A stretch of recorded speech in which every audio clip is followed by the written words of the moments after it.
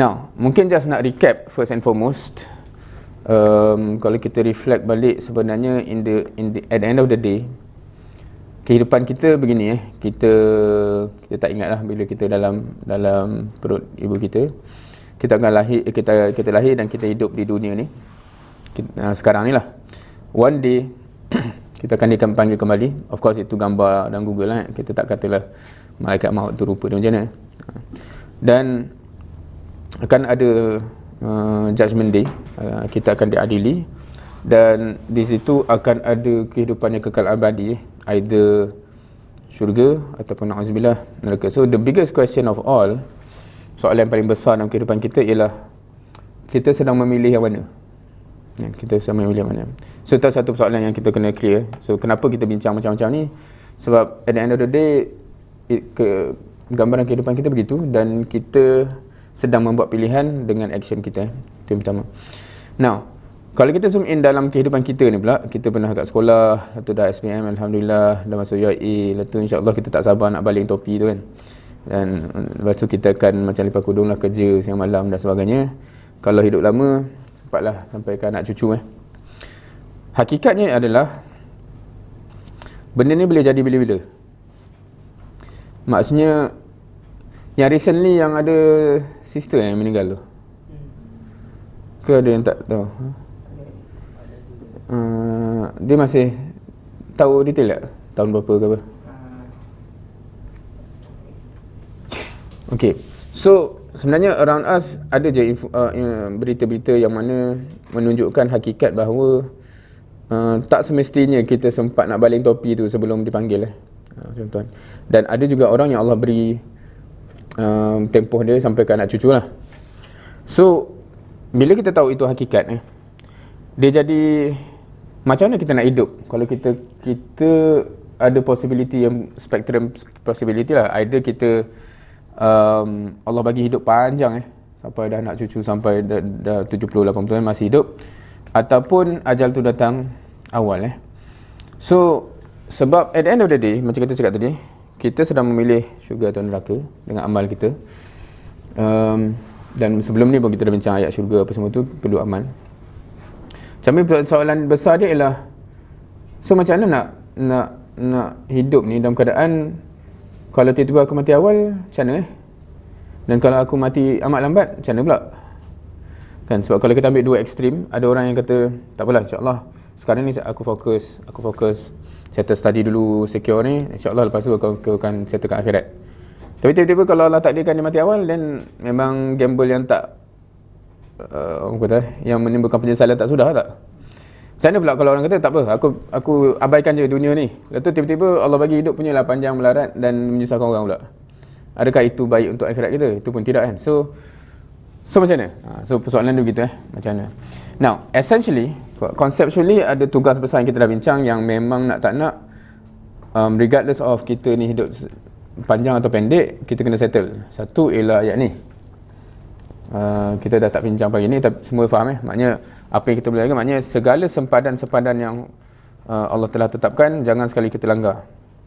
Essentially begitu dan kita kena duduk dalam lingkungan ubudiyah tu Kehidupan kita mesti terjaga. Maksudnya jangan ever gamble lah. Tak apa, langgar dulu, nanti kemudian taubat ke apa, na'udzubillah kalau dia tak berbaloi, maknanya mati di tengah jalan. Right? Yang kedua, yang pembincangan kita anggap panjang sikit, yang isu tugas khalifah ni. Sebab tugas khalifah ni dia kompleks dan besar. Yang kita panjang bincang tak habis-habis ni, macam mana nak buat kerja ni dan macam mana nak ensure dalam keadaan kita kembali kepada Allah SWT. Kita kembali dalam keadaan Alhamdulillah tugas ni kita kata insyaAllah dah selesai, regardless of kita mati bila. So how to live like that? So that's the question. Ayat ni pun kita dah bincang. Ni sekadar petik review. Harapnya masih ingat lagi. Wa kadzalika ja'alnakum ummatan wasata litakunu syuhada'a 'alan nas wa yakuna rasul 'alaikum syahida. Maksudnya kita bagaimana kita function sebagai syuhada, sebagai saksi kepada manusia. Benchmark besar pun kita dah bincang yang benchmark besar hujung ni kan. Wa ma arsalnaka illa rahmatan lil alamin. Ni kita dah bincang gambaran rahmatan lil alamin macam ni, kita dah bincang. Punyalah kerja besar nak capai benda tu, kita dah bincang Hadis ni kita dah bincang ke? Dah kan? Ke belum? Ada yang belum, ada yang dah? Oh, ni tak ada echo lagi. Okay. Of course, ada yang dah cover. Now, hadis ni mengajar apa? Hadis ni sebut Nabi sallallahu alaihi wasallam, so iza kharaja salasatun fi safar falyu'ammiru ahadahum. Jika tiga orang bermusafir atau jika keluar tiga orang pada musafir, pada safar, lantiklah jadi amir ataupun ketua salah seorang daripada mereka. Dalam kerja yang sebegini pun, maknanya just nak travel tiga orang pun, anjuran Islam adalah untuk berjamaah. Itu essentially lah. Kalau sebut macam tu je, faham tak? Ada yang tak faham tak? Bila sebut berjamaah, faham ke? Faham? Maksudnya ramai-ramai. Okey. Hadis ni bukan kata kalau nak musafir tiga orang. Dia bukan cakap tu. Faham? Poin dia bukan ramai tu. Poin dia lantik ketua tu. Kalau kita ambil konsep basic solat berjamaah. Okey, soalan biasa saya lah. Apa beza solat berjamaah dengan solat beramai-ramai? Ada imam, ada makmum. Right? Kalau kita solat individually, solat fardi tapi duduk ramai-ramai, tu ramai-ramai solat tapi solatnya individu. Individu kita boleh ikut pace masing-masing kan? Aku nak Baqarah, aku nak Qul Huwallah kan. Tapi once kita kata awak imam, kita makmum, once imam rukuk, kita kena rukuk. Kat situlah cabaran dia. Faham? Kat situlah cabaran berjemaah. Maksudnya once kita lantik ketua, kalau kita kata kita musafir, okey, awak jadi ketua. Kata tiba-tiba dia buat decision, kita tak ikut pula, maknanya apa makna ketua tu kan? So kat situ yang cabaran. Kita ada tendensi nak buat kepala sendiri je. Itu yang best kan? Tapi once kita kata ajaran dan anjuran Islam ni sentiasa kita latih untuk berjamaah. Berjamaah tu maksudnya berstruktur lah. Ada amir ataupun ada imam, ada makmum. Kalau nak di-extract lagi pernah dengar tak hadis ni? Kalau rasanya tajuk ni masa kita bincang pasal amal jama'i sebenarnya. Kalau yang dah dengar, tapi yang belum dengar tak satu hadis sebab tak terprepare dalam slide ni. So just recall from memory di mana dalam satu event event peperangan tak silap. So dalam peperangan ni biasanya dia akan ada camp dan ada kemah-kemah. Dan of course masa tu ada tempat yang dia set sebagai tempat solat. In other words, masjid lah. So pada waktu satu subuh tu, ada sahabat ni yang dia dah solat dah. Dah masa subuh dia solat kat kemah dia. Lepas tu dia pergi tempat kumpul tu, rupanya Rasulullah dengan para sahabat sedang solat. Sedang solat subuh berjemaah. So dia sampai, dia kan dah solat, so dia lepak kat tepi. So habis dia solat, Nabi pusing. Itu trend Nabi kan, bila tu dia pusing, dia tengok dan dia nampak Muhammad tu duduk lepak kat tepi ni kan. So habis tu dia suruh sahabat yang lain panggil. Sahabat yang kena panggil tu cuak lah kan. Biasa kalau Nabi panggil ni macam adalah benda tu kan.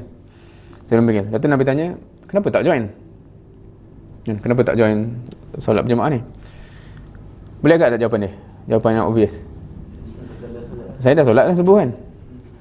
Lepas tu Nabi kata, ya, kalau pun dah solat, kena join juga. Tapi itu akan jadi solat sunat kamu. Bukan dia ulang solat subuh tu, tapi dia berjemaah, tapi dia jadi solat sunat lah. Pernah dengar hadis ni? Ada yang pernah, ada yang tak? Saya baca hadis ni lama dah tau. Dan dia ada dalam buku fiqah. Tapi first time saya di muhasabah masa saya pergi, tak selesai masa saya pergi Czech Republic. Dari Perancis pergi Czech Republic untuk program. Kita musafir lah, sampai ke situ. Waktu tu Atuk Zuhur So kita singgah masjid, solat jamak kasar kan, Zuhur asar.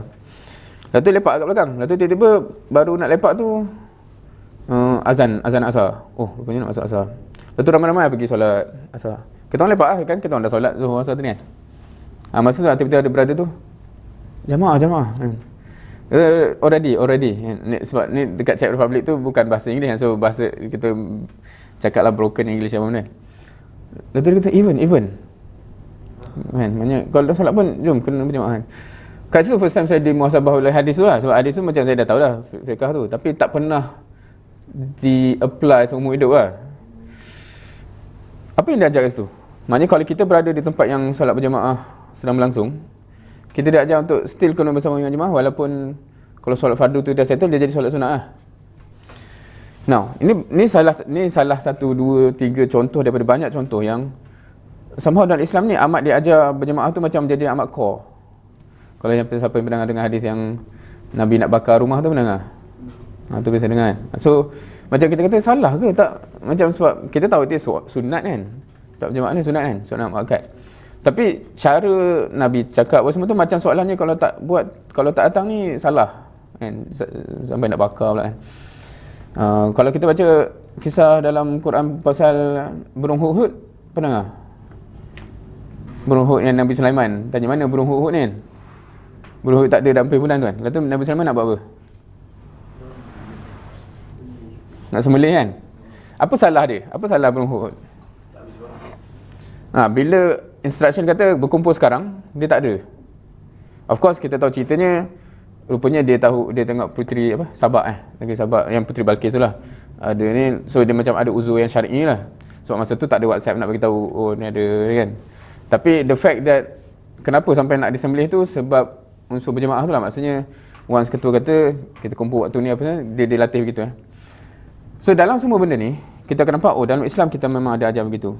Even nak bermusafir, nak travel pun tak tahu siapa yang pernah amal benda ni. Contohnya kau nak jom kita travel nak pergi mana-mana, rehlah ke apa, kau lantik tak ketua? Kita landak jalan kan,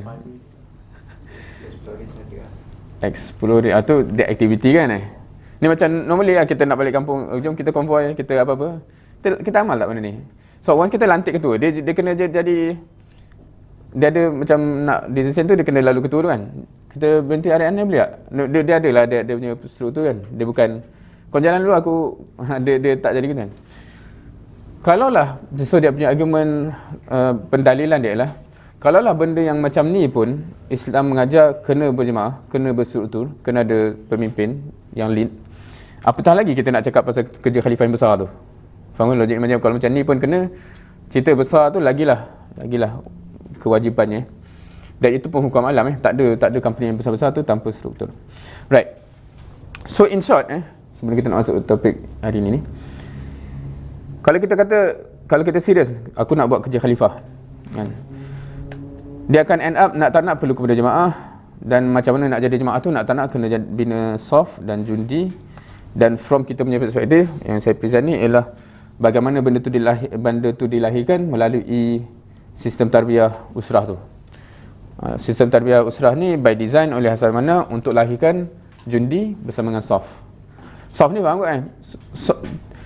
Soft ni tak dibincangkan melainkan dalam konteks berjemaah, betul tak? Kalau bukan solat berjemaah, ada tak umarah? Luruskan soft lah Ustaz. Maksudnya contohnya kita lepas isyak ke apa, kita solat ba'niyah kan? Ada tak umarah? Ya Allah, soft korang ni. Dia peduli lah semua solat macam-macam kan? Sebab dia solat individu kan? Right. Kalau siapa yang dah cover syahadatul haq pun sama juga. Nak tak nak kerja macam ni perlukan berjemaah, perlukan jundi dalam soft dan sistem tarbiyah begitu. Sampai bincang rahmatul alamin pun sama. So end up perlu membina jundi yang ready untuk bersama dengan soft. Dan from narrative cerita hari ni adalah benda tu bila kita kata macam mana nak buat benda tu, sistem usrah akan hasilkan benda tu, dia akan jadi mafhumnya perlulah sistem usrah tu. Boleh accept? Boleh faham? Alright. Now, kalau saya buat statement ni, nak tak nak mesti usrah juga. Kalau saya buat macam tu nak tak nak mesti usrah. Siapa yang respon? Exactly. Ke kau respon betul ke ni?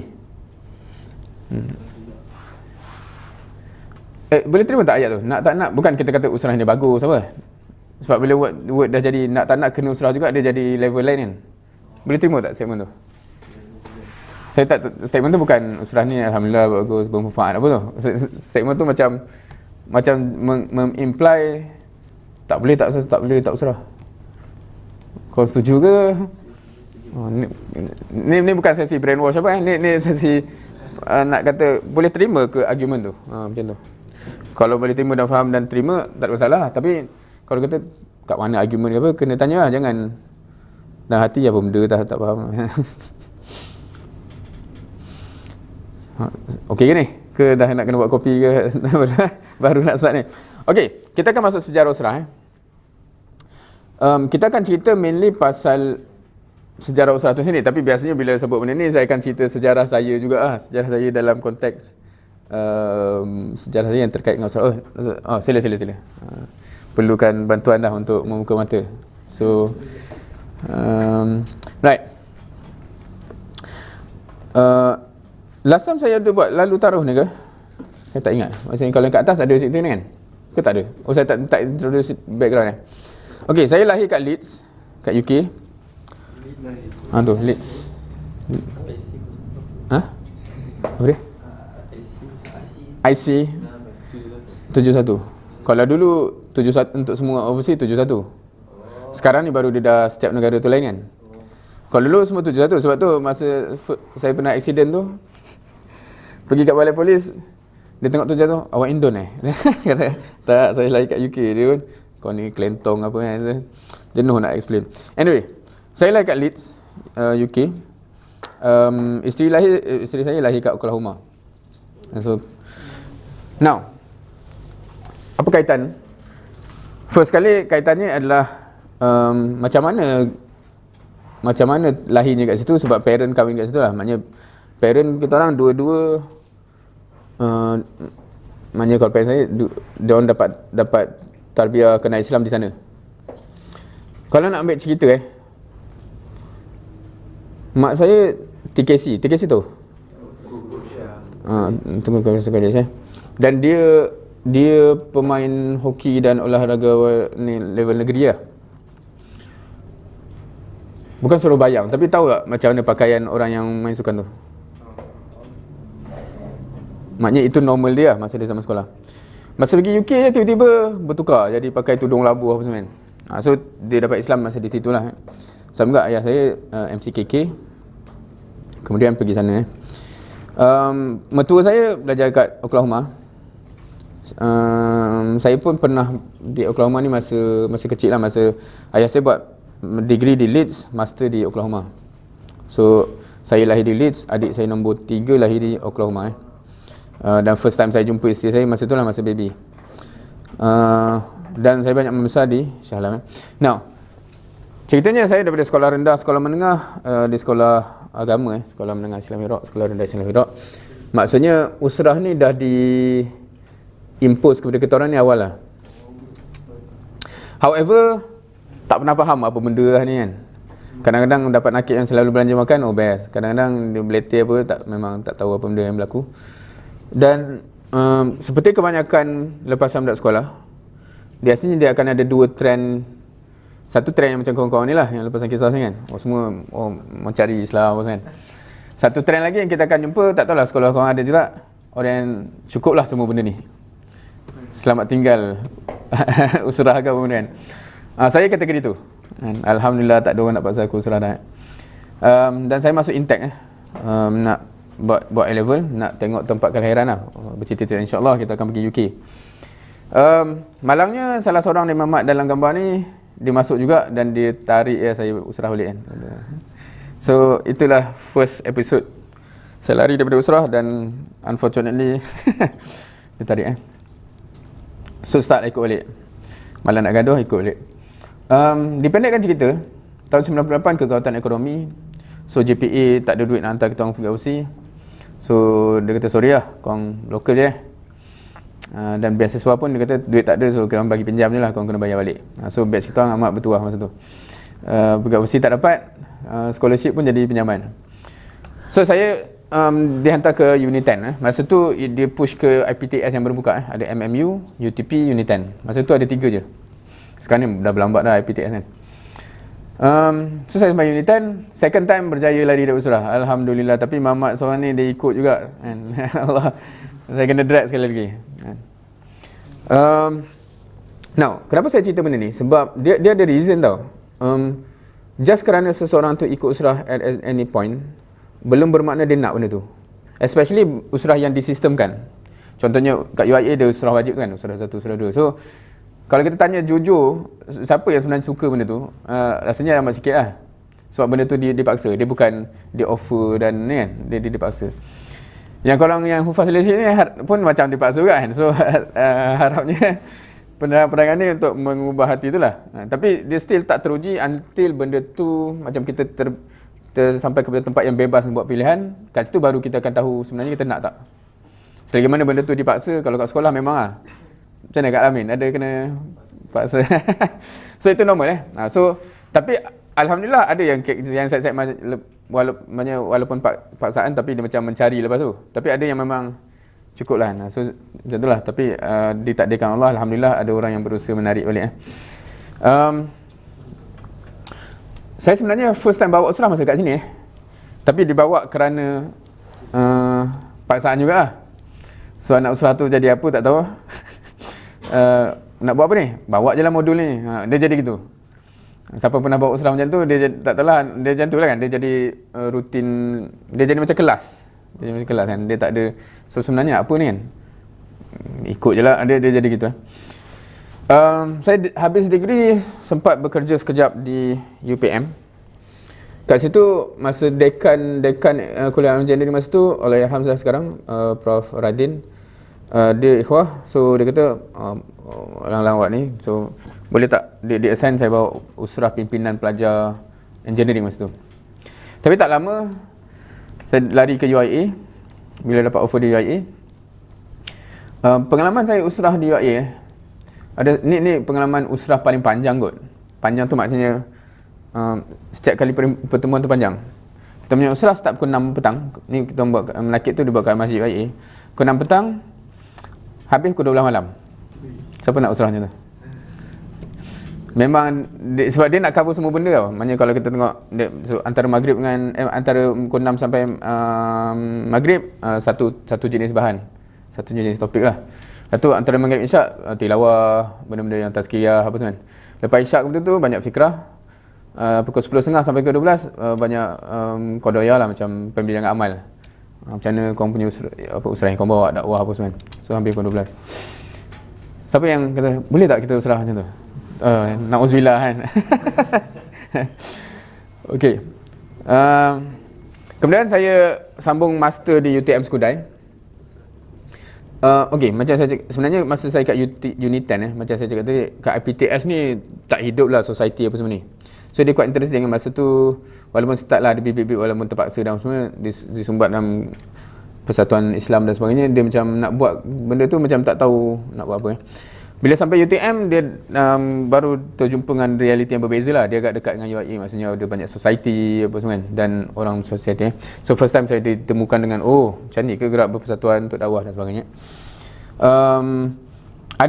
Ada salah seorang anak usrah saya yang saya ingat lagi macam mana dia terjebak dengan usrah tu, dan alhamdulillah sampai sekarang dia jaga student di UTM masih aktif usrah, dakwah dan sebagainya. Macam ni dia terjebak tu sebab saya buat usrah kat salah satu college lah. College macam kalau kita mahalah tu kan, salah satu college tu. Duduk kat situ, dia punya college tu style yang satu bilik tu macam dua katil. Katil sini letak meja study kat situ kan. So kita duduk kat bawah tu. Tiba-tiba ada sama Ahmad ni ketuk. Kita mahu nak start usrah, lalu tiba-tiba ada Ahmad ketuk. Dia rupanya bilik depan, bilik dia terkunci. So dia datanglah bilik kawan dia kat situ. Datang, alamak macam mana pula kan. So yang budak-budak tu dah signal nak jauh dia kan, tiba-tiba kan. So kita layan je lah kan, layan. Dan itulah bagaimana dia terjebak lah. Dia datang, tahu apa benda ni kan, duduk. Lepas tu saya balik ke kereta, tiba-tiba dapat call daripada yang tuan bilik tadi. Dia kata, Mamat tadi tu nak ikut lagi minggu depan boleh tak? So tu episod dia, macam mana dia kebetulan terjebak dan rasa menarik dan ikut, dan alhamdulillah sampai sekarang masih aktif dengan dakwah di UTM lah. Alhamdulillah. So kadang-kadang dari jalan yang tak disangka-sangka kan, tak siapa Mamat ni tiba-tiba. Now di UTM saya banyak belajar pasal persatuan dan semuanya. Lepas tu kemudian balik habis je saya masih belajar sambung bekerja di UIA, tapi masih duduk di Shah Alam. So rumah saya dekat dengan Intek sebenarnya. So sampai-sampai tu dia assign lah, first time dia assign untuk jaga satu institusi. Maksudnya kena jaga sistem usrah di Intek. So banyak belajar lah kat situ. Daripada satu batch yang saya buat memang total failure. Kalau kisah yang biasa saya share ialah ni lah, masa dalam satu meeting tu, meeting di kawasan, ada pakcik tanya, oh Safidin jaga Intek Dia tahu ya. Dia minta check lah kan. Ada seorang ni mengadu kat bapak dia dan minta tukar nakib.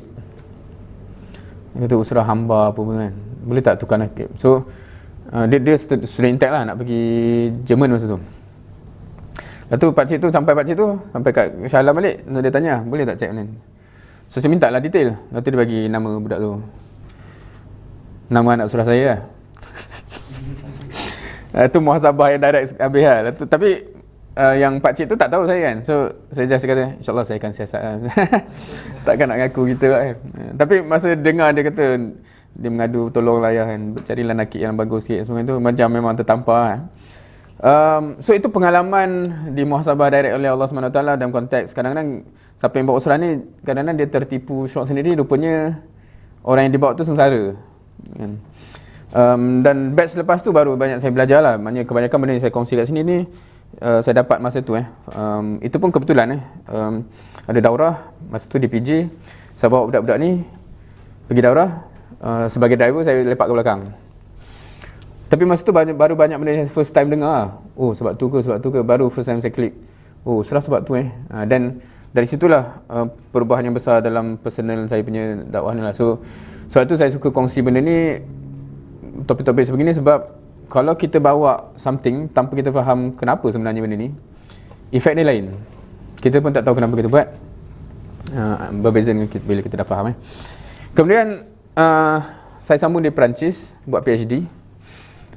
Sebenarnya saya 2 tahun jaga Intech ni. Majlis first batch tu memang total fail. Second batch tu memang baru start faham dan sebagainya, memang syok lah. Dan masa tu amat reluctant untuk sambung belajar sebab baru-baru menjadi je. Oh macam ni Tapi dapat warning daripada UIA, awak ni dah lama, dah 2 tahun habis master tak sambung-sambung PhD. Sebab dia dalam konteks sepatutnya kena cepat sambung PhD, dia nak jadi lecturer confirm hujung kan. So dapat warning, dapat potong gaji apa semua, terpaksa lah, okey lah kita sambung PhD di Perancis. Dekat Perancis ni saya banyak belajar benda yang berbeza sebab di Perancis ni first time saya tengok keadaan di mana macam mana cakap kalau budak-budak overseas belajar overseas, kau terbayang tak? Ada bayangan apa-apa? Contohnya kalau pernah tengok tak majlis raya UK ke, tak tengok Sheffield ke apa, tak pernah ambil tahu Dia kalau UK memanglah, UK ni setiap bandar-bandar besar tu kalau kumpul raya tu ramai. Kalau kat Perancis ni dia berbeza maknanya kalau masa sembang tu macam kat bandar kau berapa student Melayu ada 3 orang. Oh ramai gak macam tu. Faham tak? So dalam keadaan macam tu dia jadi agak interesting macam mana nak cari orang nak ikut usrah lah. Sebab dia jadi macam satu duduk jauh-jauh, kedua kat bandar tu kalau kita pergi pun ada 3 orang je, ada 2 orang je. Tu baru first time saya belajar macam mana dia orang buat macam mana sebab dia tak ada macam kita dalam IPT, kita ada kelab kan, kita ada kelab, kita boleh buat program. Kat satu dia tak ada, so kita kena pergi tu tak semena-mena nak jumpa orang. Lepas tu baru first time saya tengok dia punya macam mana daurah yang berlaku secara gerila lah, ni saya punya word. Macam contohnya kita pergi kat bandar tu, apa khabar kan, letak ada peluang je keluar whiteboard daripada ni, bagi daurah tung nak jom usrah kan. So first time saya tengok benda-benda begitu dan banyak saya belajar pasal benda yang tak pernah tengok di Malaysia lah. Alright. Okay, macam saya cakap tadi masa saya sampai ke Perancis, sebenarnya ideally kalaulah saya boleh bercakap bahasa Arab atau Perancis, saya akan diserap dengan usrah lokal. Usrah lokal tu orang bukan orang Malaysia, orang lokal. Tapi saya tak kerti, jadi macam saya terpaksa usrah ni. So di Perancis tu, kalau yang kiri ni Perancis, yang kanan tu Eropah. Saya duduk di Nevers, ni kat situ lah Nevers kalau nampak. Dia kalau Paris mana? Paris kat sini. So Nevers ni 2 jam ke bawah. Saya punya usrah mate seorang di Toulouse kat sini. Naik train 6 jam. Seorang di Tuh. Seorang kat Besançon kat sini. Seorang lagi kat Turki. Dan seorang lagi dekat Holland. Siapa boleh bayang usrah dia macam ni? So kita orang setiap bulan tu 3 minggu online, 1 minggu fizikal. So kita orang just untuk travel untuk usrah je memang tinggi lah. Satu ketika tu kita punya nakib kat Itali. So kita orang kadang-kadang pergi usrah kat tempat nakib, so semua fly ke Itali lah. Boleh bayang tak tiap of course 3 minggu tu online, tapi setiap bulan bila jumpa tu macam tu travel dia. Jangan cerita lah. Kalau maknanya kalau orang yang simpan duit tu banyak lah. Tapi memang demi dakwah apa semua, tu lah ceritanya. Saya ingat lagi lah, sebab kebetulan nakib kita masa tu Rumah dia amat dekat dengan dia kerja Petronas, dia ada projek situ. Dan rumah dia keluar rumah jalan sikit nampak bangunan condong tu, pisah. So kita orang ni tengok, ambil gambar, masuk balik usrah balik. Anyway, di Eropah ni saya pernah di-assign untuk bawa usrah lah. Saya bawa usrah di Perancis satu. Saya pernah juga sampai Moskow sebab bawa usrah Rusia. Saya pernah sampai Poland juga sebab bawa usrah di Poland, Czech Republic bersama saya sebut tadi. Jerman ni saya tak pernah bawa usrah. Saya pernah bawa tapi mostly lepas tu anak usrah saya yang bawa Jerman seorang lagi anak usrah saya bawa Spain. So kita orang pernah satu fasa yang mana macam mana dia boleh create usrah di Jerman, di Spain tu dia pergi cari student Melayu, kawan-kawan baik-baik ajak usrah kan. So saya pernah melalui fasa-fasa sebegini lah di Eropah dan ni gambar lah, ni gambar usrah hakiki orang kata, usrah keluarga lah. So ada 2 orang anak yang lahir kat situ. Afterwards, daripada hujung 2013 sampai sekarang balik ke UIA dan banyak fokus kepada aktiviti student dan juga belia di Gombak lah. So cerita belia ni lagi satu cabaran lah sebenarnya. Orang yang dah start sibuk dengan kerja dunia ni lagi struggle sebenarnya kita nak ajak fikir usaha agama ni atau fikir akhirat ni. Sebab tu benda ni amat kritikal untuk korang settle sebelum grad. Maknanya dah cari, ini aku nak dalam hidup, then insyaAllah boleh sustain lepas tu lah. Kalau cuba lah kan, cuba orang yang dah start kerja ni kita nak ajak bincang ni pun dia dah stress lah fikir usaha kerja apa semua, dia malah fikir benda lain. So macam mana. Now, itu personal saya punya background yang berkaitan dengan usrah. Now kita bercerita pasal usrah tu sendiri. Usrah ni, siapa pernah tanya usrah ni apa sebenarnya? Now, dekat Malaysia ni satu tempat yang amat unik sebenarnya sebab usrah ni agak mainstream. Banyak sekolah, UIA pun ada usrah, sekolah ada usrah. Benda ni tak wujud di kebanyakan negara lain. Malahan kalau kita kata di Mesir, di Indonesia macam mana sekarang?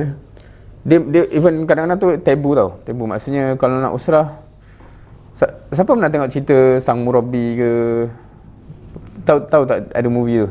Movie Indonesia lah. Dia cerita pasal masa satu ketika dulu cerita dakwah di Indonesia. Ada fasa di mana kalau dia orang berusrah tu, bila dia kumpul satu rumah, semua kena bawa plastik masing-masing supaya slipper tu masuk plastik masuk dalam. Dia takut macam tadi lah, banyak kereta depan ni, orang kata apa banyak slipper ni kan. Maknanya itu pun dah menimbulkan syak wasangka tau, apa benda ni, ada benda ni.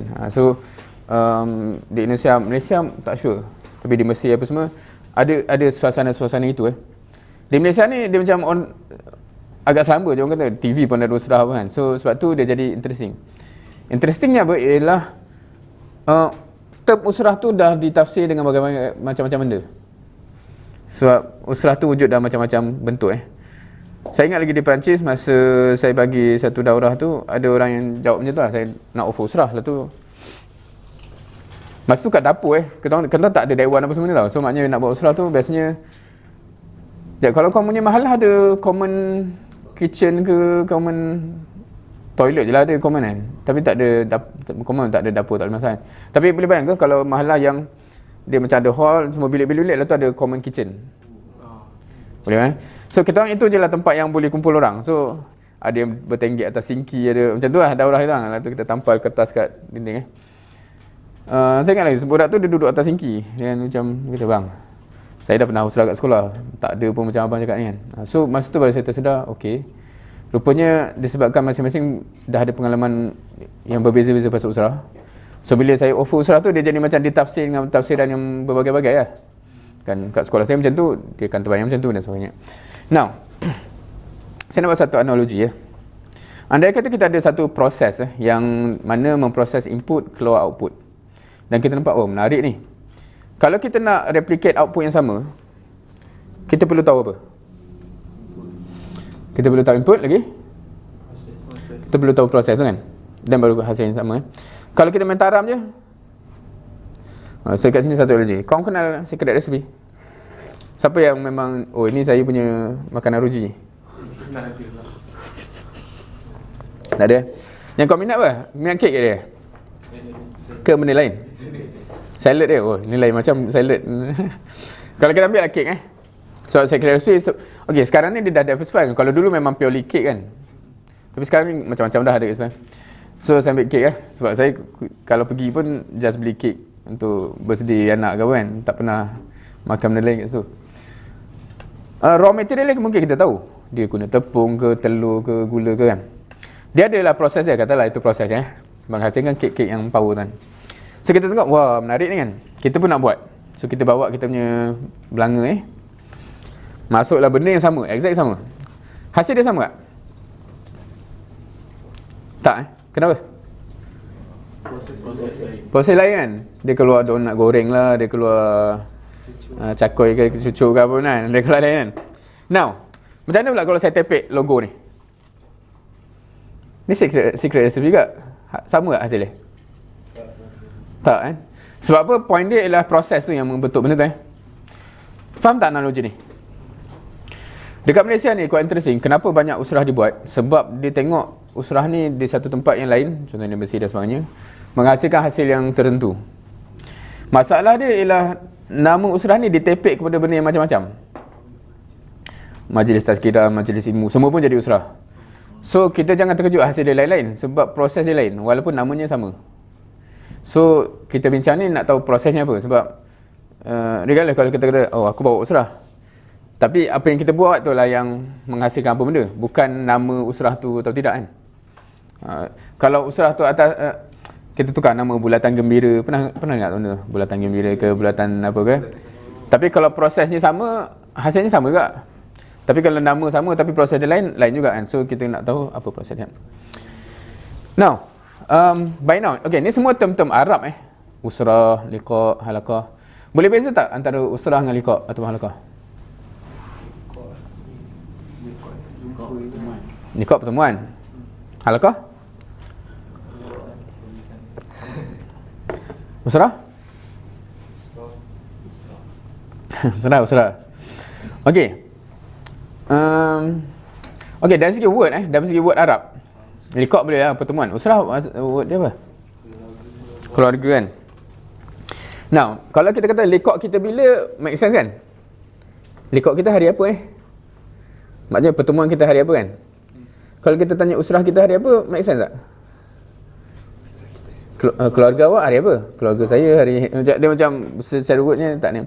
Now, kalau kita nak put in context liqa' mingguan kita yang biasa kita kesana ni by word, kita akan guna usrah lah. Usrah kita hari Khamis, hari apa ni? Hari Rabu. Liqa' tu adalah subset kepada usrah. Boleh faham tak? Maknanya dia salah satu elemen yang rutin lah. Tapi usrah tu sepatutnya ada banyak elemen lain selain daripada liqa' tu, baru dia function sebagai usrah. Dan manhaj taghyir, pernah dengar manhaj taghyir? Kalau kita translate, metodologi perubahan besar yang kita nak buat, salah satu subset dia ialah usrah. Yang macam kita cakap tadi, untuk menghasilkan jundi-jundi itulah, menghasilkan tenaga-tenaga jundi. Tapi usrah tu salah satu subset lah, maknanya dia ada subset yang lain. Seperti mana kita sebut semalam formula-formula tu, tu part of perbincangan metodologi perubahan. Tapi salah satu subset yang kita linkkan kat sini adalah usrah. So usrah tu penting, tapi dalam metodologi perubahan ada banyak lagi equation yang kita kena belajar untuk dibuat.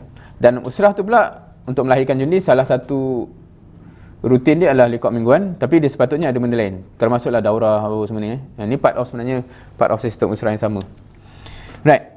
Okay, ni kategori manusia. Kategori manusia dari konteks reach ataupun connection dan sebagainya. Kalau kita gambarkan begini bayangkanlah ada sistem usrah. Okay, Rabtul Am ni term yang ada pernah dengar? Tak. Okay, kalau translate ribat tau, ribat hubungan, ikatan, betul kan? Am umum lah. So orang yang ada keterikatan umum. Madu awam tu yang tak ada keterikatan lah. Maksudnya madu awam So contohnya kalau kita buat kalau katalah, kalau nak relate dengan masjid contohnya, masjid dia ada macam AJK masjid yang paling tengah tu, dia ada orang yang memang rutin, memang orang yang common dekat masjid tu, dan ada orang yang come and go, kadang-kadang ada yang tu. So itu 3 kategori Now, golongan mana yang kita target untuk jadi soleh? hanya dalam sistem usaha ke, termasuk Rabtul Am ke, termasuk Madun Awam? Secara target semua Rabtul Am. Kalau ni bukan cakap dulu tak dulu, ni cakap maksudnya from aspirasinya, from niatnya semua ke. Sebab kalau kita cakap dalam tu maknanya kita tak kisah yang luar tu soleh tak soleh, maknanya kita harap semua jadi soleh kan. Dan maknanya kalau kalau kita berceramah kat masjid pun begitu kan, bukan kita kena soleh, tapi pakcik yang jarang datang tu tak apa, ni untuk yang biasa. Dia bukan macam tu, dia semua lah, semua. Now, golongan mana yang kita target untuk jadi musleh? Musleh ni yang mengsolehkan orang lain. Rabtul Am. Okay? Yang lain? Setuju? Tak setuju? Sistem usrah je. Lagi? Yang lain? Semua juga. Now, kalau kita bercara, kita ambil contoh masjid tadi, kita bercara kat masjid dengan semua, ada tak mesej-mesej yang kita kata ni, tak, bukanlah kata word musleh tu, pakcik kita kena jagalah anak isteri kita, ada? Itulah musleh kan, maknanya kita membaiki orang lain. So maksudnya mesej dia kena sampai ke semua juga kan. So bila kita cakap macam tu, maknanya untuk menjadikan bawa orang jom kita jadi soleh, jom kita membaiki keadaan, sepatutnya semua. So yang dalam sistem ni apa yang special agaknya? Boleh beritahu sekali apa maksud? Yang mana? Rabtul Am. Okey, Rabtul Am kalau biasa dengan word ribat itu macam kita kata ikatan lah, ikatan. Maknanya orang yang agak terikat dengan kita. Am tu umum. Okey, kalau sistem usrah tu dia terikat secara structure. Oh ni kumpulan usrah ni. Kita umum ni macam orang yang memang ada sense of connection, tapi connection yang umum. Kalau Madun Awam tu yang orang yang macam orang yang umum yang mungkin tak ada sense of, kadang-kadang dia datang program bila dia free macam tu lah. Biasanya kita kategorikan tu sebab nature apa yang kita cuba buat tu dia mungkin agak berbeza, sebab yang Rabtul Am tu senang sikit nak connect sebab dia orang yang common. Bani Madun Awam tu yang kita tak boleh pegang dia biasanya. Tapi nak kata kat sini, kalau kita anggap usrah ni hanya untuk menyebabkan kita jadi soleh dan musleh, sebenarnya target yang tu kita dah cover sampai semua. So nak balik sebenarnya kita dah cerita dah, sebenarnya sistem usrah untuk melahirkan jundi-jundi dakwah. Point yang sama so nak kata gitu Part ni mau nak menyedarkan kita target dan usrah ni jauh lebih besar. Okey, siapa yang mulakan usrah seperti mana usrah yang kita tahu sekarang? Siapa yang establish? Imam Hassan Al-Banna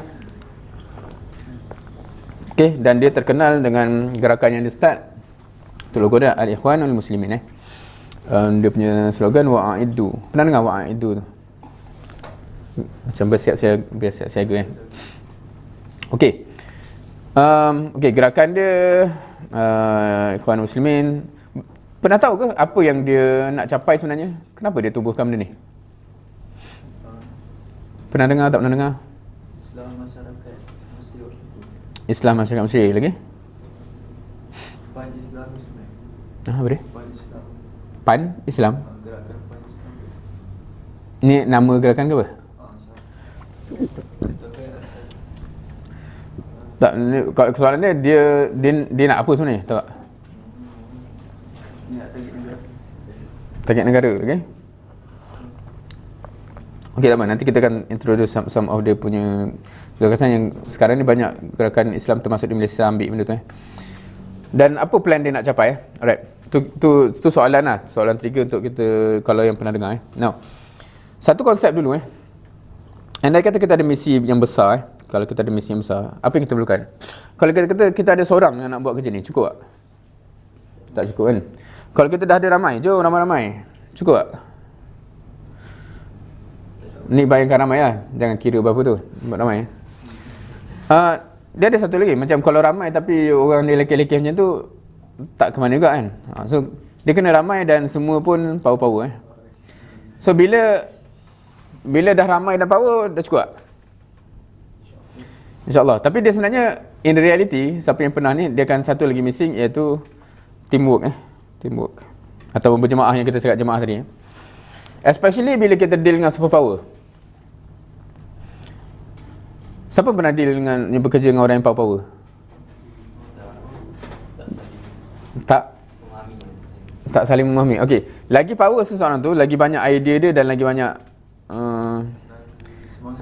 maksudnya macam ni, lagi susah dia nak ikut orang. So dia ada idea dia sendiri, dia biasa buat cara dia sendiri dan sebagainya. So bila kita kata, sebab kalau kita kumpul ni ramai pengikut, dia senang sikit. Okey, ikut Tapi kalau kita kumpul semua ketua-ketua, semua memang akan ada kepala sendiri. So sebab tu kalau kita tengok sahabat semua power tak. Tapi dia orang sampai terlatih. Kalau kita tengok Umar dengan Abu Bakar kan, khilaf dia amat besar. Maknanya pandangan sentiasa amat lain kan. Tapi dia dah dilatih sampai boleh duduk sekali, betul tak? Kalau zaman kita ni akan gaduh lah orang macam tu. Dia tak boleh kan. So itu benda yang kritikal untuk ni. Now, bagaimana semua aspek ni dibina dalam sistem usrah? Some of us dah cover beberapa usul daripada usul 20. Itu antara benda yang sebenarnya satu perbincangan lah, macam mana kalau ikhwan muslimin tu dia boleh menyatukan orang yang amat berbeza background dia. Itu satu perbincangan yang sekejap. Well lah, Sam ni belum cover usul 20 belum sebenarnya kau tak pernah lagi kan. So maknanya Sam lepas baru yang kita cover. So nantilah. Pernah tak usul 20? Ya, asal mana sebut usul 20. Usul Ishrin kalau bahasa Arab ni, usul Ishrin. Okey, nanti kita akan cover dalam daurah akan datang insya-Allah. Okey, banyak benda nak cover ni. Okey, kita dah sebut para sahabat ditarbiyah untuk apa? Untuk jadi jundi, untuk boleh bawa dakwah kepada sahabat. Ni kita semua dah establish kan. Maknanya sebab tu tarbiyah dia bukan calang-calang sebab mereka ditarbiyah untuk jadi jundi. Now, siapa yang pernah dengar tahapan-tahapan ni? Ni singkat ni saya Google lah ni. Maratib amal pernah dengar? Maratib amal. Tingkatan amal. Pernah dengar ke tak? Tak pernah. Yang lain? Tak pernah. Maksudnya tak pernah. Oh, dengar kat mana? Perkataan mana? Ada orang sebut ke?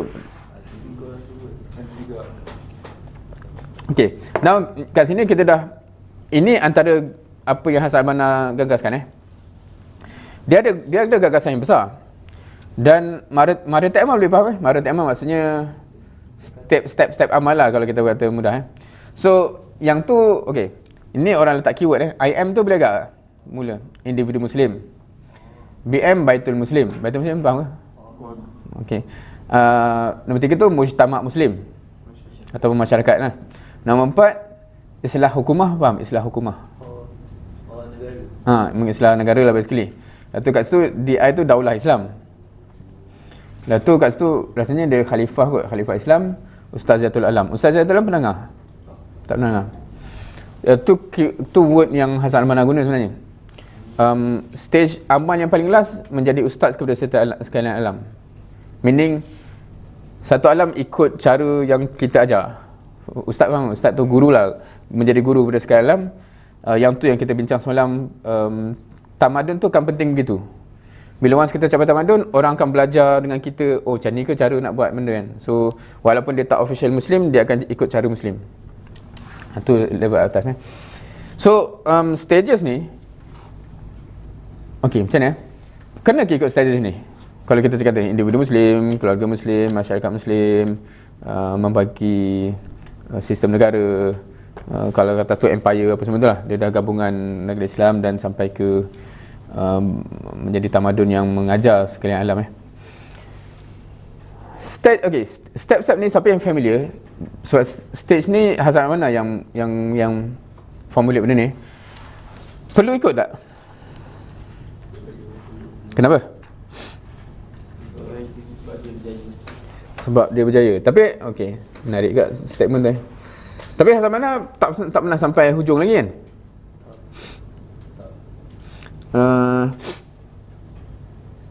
Now, benda ni okey. Sebab sebelum ni macam ni, okey. Ada student pernah tanya saya sebelum ni. Kenapa saya ni lah ikut benda ni? Adakah sebab saya ikut manhaj ikhwan? Faham ke kat stop mana? Ke tak manhaj apa? Manhaj, okey, manhaj metodologi. Now, from saya punya perspektif, bukan saya bukan amalkan benda ni sebab saya terikut metodologi Ikhwan. More kepada saya ikut metodologi Ikhwan sebab saya yakin dengan konsep dia. Boleh faham beza tak? Bukan sebab saya dah terikut usrah ni, sebab itu saya ikut cara dia. Tapi saya berada kat sini sebab saya yakin dengan dia punya metodologi. Macam itulah. Kalau saya jumpa ada metodologi orang lain produce yang lebih baik, saya pindah je. Saya tak terikat just kerana saya duduk kat sini, ikut je lah cara Tok Syekh kat sini. Dia bukan tu. Saya mau kepada present lah apa metodologi yang korang bawa, dan yang mana yang paling convincing, yang itu yang saya pergi. Itu saya punya personal benda ni. Now, benda ni dihasilkan, sebenarnya kalau siapa yang baca buku Maududi, dia tak stagekan macam ni, tapi essence dia sama. Sebab cara ni dia akan fikir backwards tau. Okey, kalau betul nak rahmatan lil alamin, kat hujung tu sepatutnya peranan kita buat apa? Yang dah buat tu lah, maknanya kita kena jadi guru pada kita yang mencorakkan satu dunia ni supaya ikut tata cara Islam apa semua, dan dunia akan harmoni. Possible tak untuk jadi ustaz itu alam kalau kita belum jadi tamadun? Kita negara kecil, kita tak ada apa, lepas tu tiba-tiba nak mengajar dalam, dia tak akan jadi. So sebab tu step sebelum tu kena jadi tamadun, sebagaimana Ibn Sina punya zaman tu kan, dia jadi tamadun, dan barulah orang nak belajar dengan Islam tu. Possible tak untuk jadi tamadun sebelum bergabungnya semua negara Islam kat dunia ni? Maknanya kena bergabung dulu baru boleh jadi tamadun. Kalau kita sekarang, okay, point ni quite interesting. Pernah dengar tak teori-teori peradaban sekarang ni, Western Civilization? Sebelum ni Islam pernah di atas kan, lepas tu Western yang naik. Pernah baca tak apa-apa teori yang lepas ni siapa pula akan naik? Sebab ada orang kata Western ni dah start nak decline apa semua kan. Pernah baca tak siapa teori-teori yang akan naik lepas ni? Ada yang kata Islam, tapi yang teori lain? Dajjal. Cina lagi? Ada Rusia, ada yang orang cakap Rusia. Dulu masa zaman Cold War tu Rusia, dia bukan Rusia, dia komunisme kan. Rusia, Cina apa semua yang satu geng. Tapi sekarang ni dah orang tak nampak sangat dia, tak tahulah, tapi sekarang Cina makin naik balik kan. Tapi teorinya Cina, India, Islam. Now, sandaran teori ni ialah untuk capai mass yang jadi blok tamadun ni, dia kena at least 1 bilion orang lah kalau zaman sekarang. Now, kalau kita kata sekarang Western ataupun tamadun Barat, kau boleh bezakan tak antara Barat dengan US? Boleh beza? Sebab kadang-kadang kita nampak semua. Okey, Australia termasuk tak dalam tamadun Barat? Termasuk. Tapi dia duduk kat timur kan? So kita faham tamadun Barat tu bukan geografi, tapi ideologi tu. So macam Europe, US kan. Now, kenapa dia kata China dengan India? Sebab China dengan India, okay, US saja tak cukup 1 bilion. Tapi bila campur dengan Europe, campur tu dia cukup 1 bilion 1 mass. China dengan India ada tak 1 bilion population? Ada. Islam ada tak? Islam ada kan? Masalah dia, Islam tu tak wujud sekarang ni. Faham tak statement ni? China wujud tak? China wujud. India wujud. Islam tu yang wujud apa? Malaysia, Indonesia, Thailand. Bukan Thailand. Malaysia, Indonesia, Brunei, Pakistan. Maknanya dia tak wujud sebagai blok tau. Blok yang real lah. OIC tu adalah mungkin. Tapi faham? So dekat situ, sebelum bergabungnya semua benda dia jadi satu benda yang kita sama-sama pegang something, mustahil untuk dia jadi tamadun balik. Faham? Boleh terima argument logik tak? Okey, kau dengan Indonesia, kau rasa kita sama Muslim ke kau rasa kau Indon? Jujurnya. Sama. Alhamdulillah brother kan.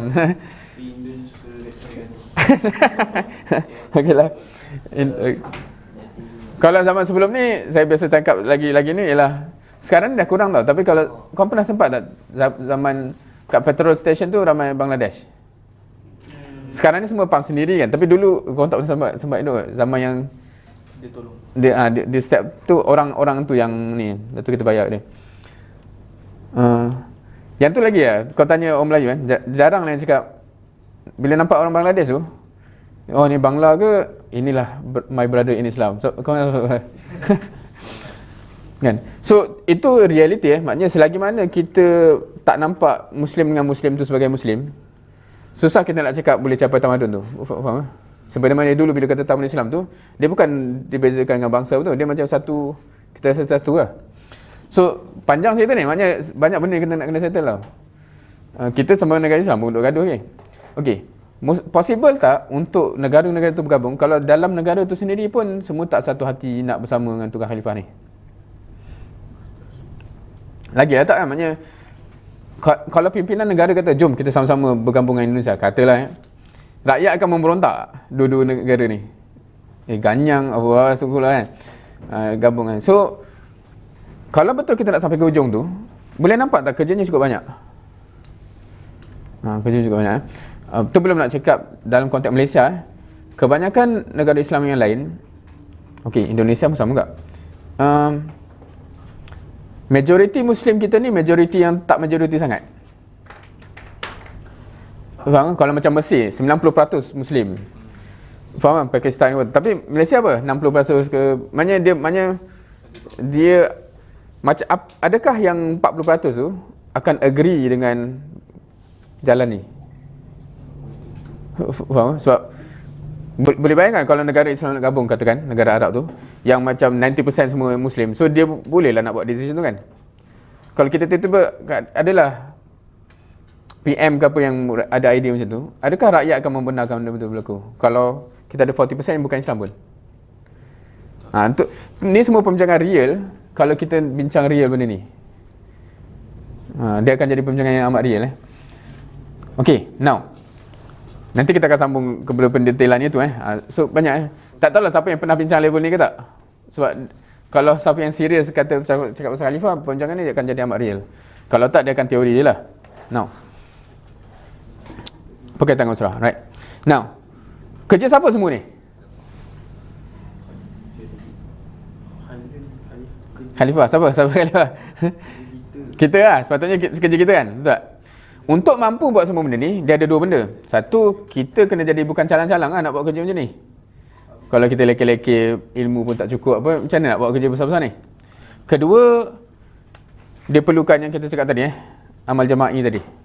Amal berjemaah tu. Maksudnya, collectively, kita kena mampu gabungkan semua benda dan work as a team untuk capai benda yang besar. Now, dia ada dua benda. Ada dua benda serentak. Satu, individually, kita kena dah terbayang, aku kena jadi power. Collectively, aku kena gerti bekerja dalam struktur organisasi dakwah. Dua benda tu serentak. So, kat mana fungsi usrah?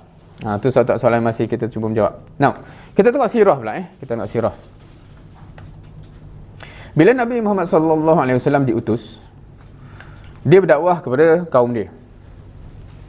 Bila ada yang masuk Islam, apa yang dia buat kepada yang dah masuk Islam?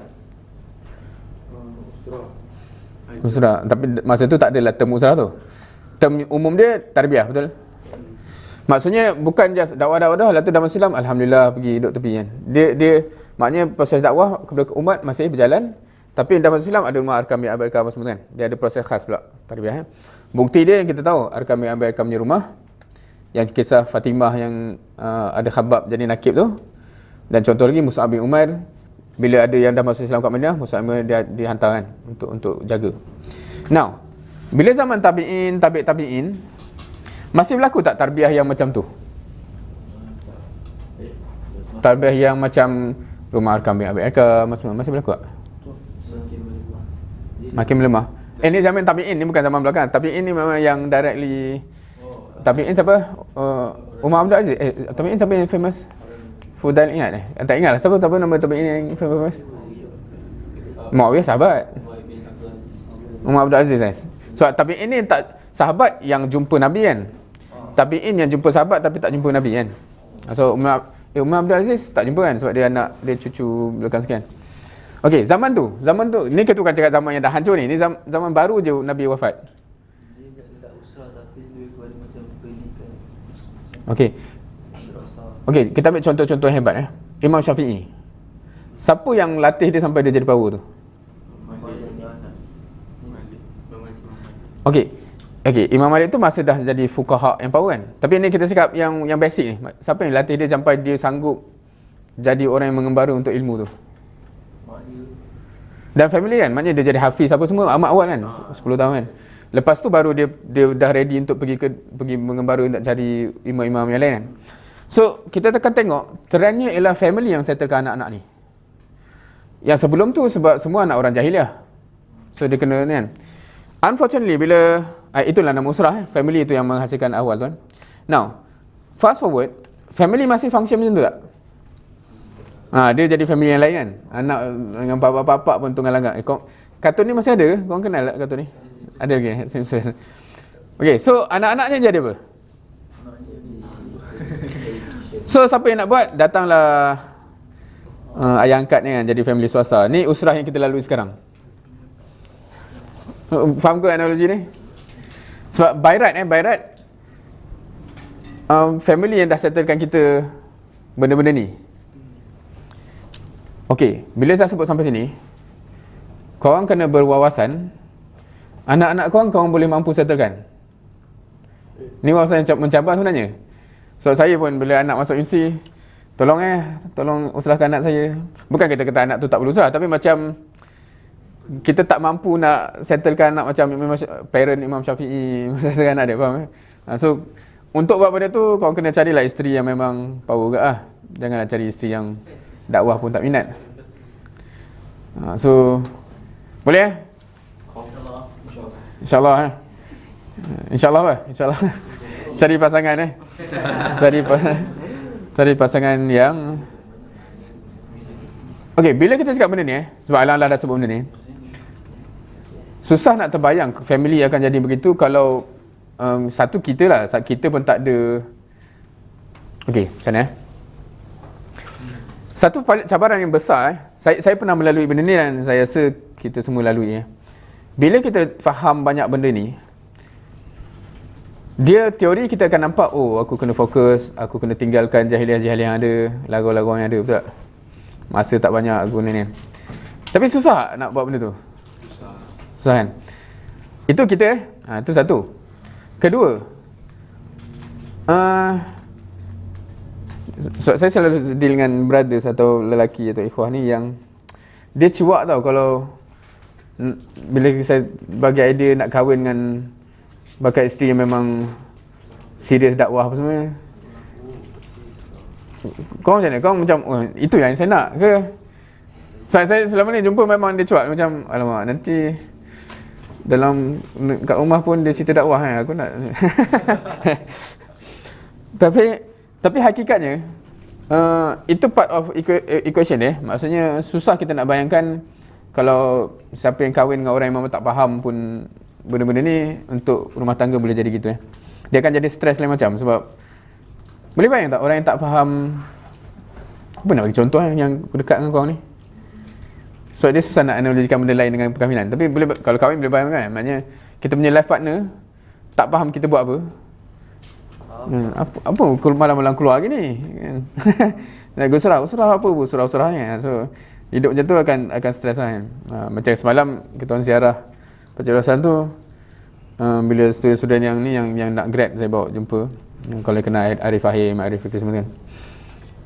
Dia cakap tu satu memang faktor yang penting kan. Maknanya wife yang boleh remind kita kalau kita start laga. Bang lama tak nampak pergi surah. So gitu kan. Okey, dan Ihsan Al-Banna telah melahirkan sesuatu yang lahir jundi dan dakwah telah tersebar ke seluruh dunia. Okey, ni snapshot nak kata macam mana masa zaman Nabi onwards and onwards Now, kita ada cakap dua benda tadi kan. Satu, macam mana bina individu jadi power. Satu, bina teamwork. Right? Masa zaman ini di rumah Arkam bin Abi Arkam contohnya, benda ni dua-dua cover serentak, betul tak?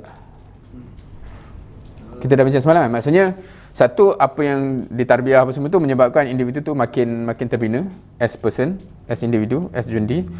Kedua, memang struktur tu dah dilatih. Kan, awak di-assign untuk pergi sana, faham Now, masa zaman ini, okay, family lahirkan contohnya Imam Syafi'i. So maknanya as individu settle. Tapi teamwork dia kat mana? Boleh agak?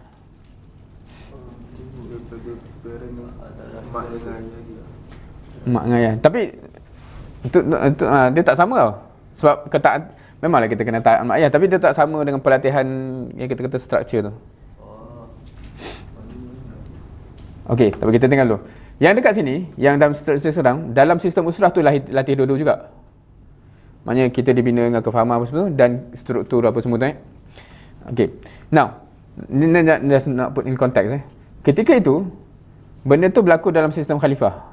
Kalau saya cakap tu faham tak? Khalifah ni khalifah yang bukan khalifah yang kita sebut dari semalam ni. Khalifah Amirul Mukminin tu. Macam zaman Madinah pun sebenarnya. Struktur tu dilatih dalam negara. Maknanya Nabi sebagai kepimpinan dan rakyat kena akur dengan, maknanya amal jama'i itu dilatih dalam society.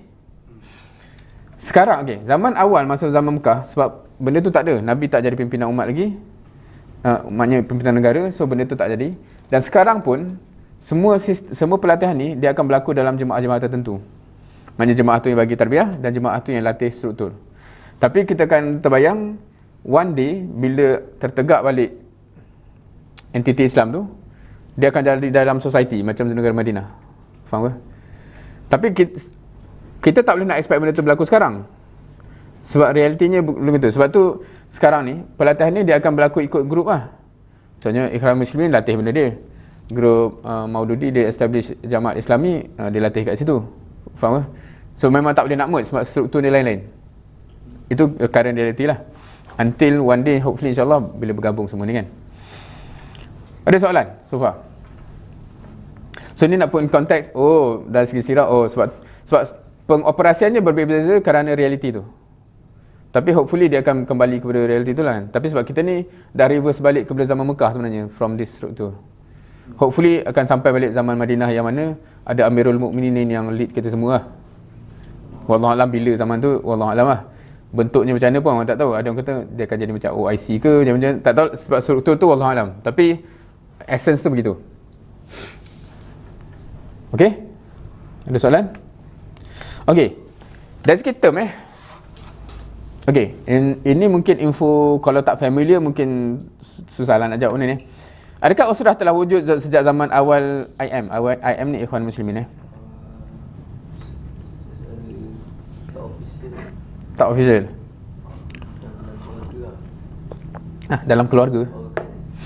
Bukan, sebab zaman zaman ni Hazal Manna lahir, dia sempat lihat yang kita cakap Mustafa Kamal apa semua kan.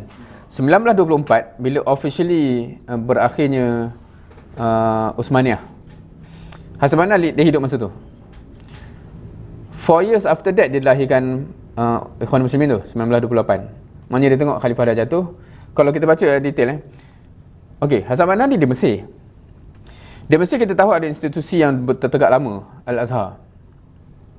Tapi kita ni nak fahami ketika itu betapa confuse-nya sebab Hazal Manna dia concern lah, khalifah dah jatuh, takkan tak buat apa-apa semua ni kan. So dia pergi actually jumpa Syekh Azhar.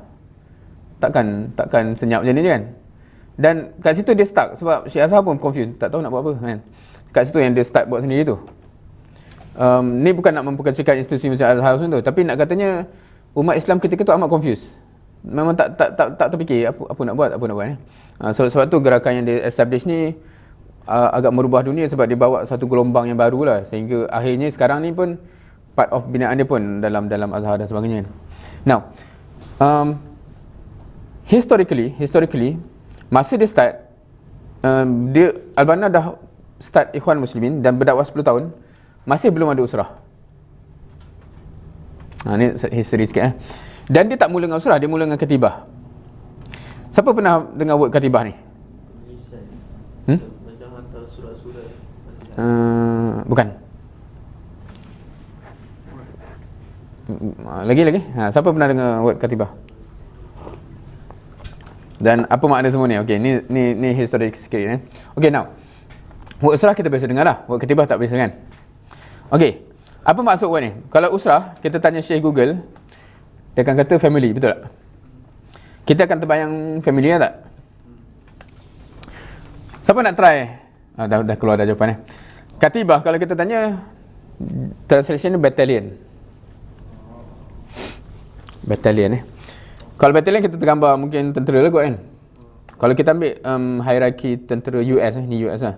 Paling kecil squad, lepas tu besar sikit platoon yang menggabungkan beberapa squad. Lepas tu company menggabungkan beberapa platoon. Lepas tu battalion gabungkan company onwards. So tentera US ni amat besar. So battalion tu salah satu struktur unit lah. Now, balik kepada tu, Al-Banna purposely guna word-word ni. Adakah kita terbayang word ni menggambarkan program ataupun wasilah? Bila kita sebut family, bila sebut battalion, dia more kepada tanzim. Faham ke konsep tu? Dia bukan gambar program buat apa, dia gambarkan struktur. Apa yang asal mana structure ialah struktur. So bila kata dia establish usrah, sebenarnya dia establish struktur.